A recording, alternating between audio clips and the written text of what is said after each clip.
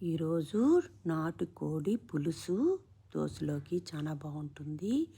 ఇది చేయాలనుకుంటున్నాను. ఎర్రగడ్డలు సన్నగా తరిగి, అల్లం తెల్లగడ్డ పేస్టు, 2 పచ్చిమిరపకాయలు, లవంగాలు వేసి బాగా వాడ్చి, టమాటాలు వేసి, పసుపు ఉప్పు మిరప్పొడి వేసిన తర్వాత మళ్ళీ ఒకసారి బాగా వాడ్చి ధనియాల పొడి వేసాను.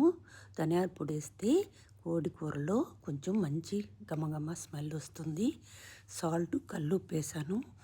ఇవన్నీ వేసి బాగా కలిపెట్టి చికెన్ వేసిన తర్వాత కొంచెం కాసేపు ఉడకనిచ్చిన తర్వాత నీళ్లు పోయాలి. నీళ్లు పోసి కొత్తిమీర వేసి బాగా 3-4 విజిల్స్ వచ్చేదాకా సిమ్లోనే పెట్టి విజిల్స్ వచ్చేదాకా అయిన తర్వాత గ్రేవీ చాలా బాగుంటుంది. ఈ నాటుకోడిలో గ్రేవీయే టేస్టు. గ్రేవీ దోశలోకి చాలా బాగుంటుంది. మీరు కూడా ట్రై చేయండి.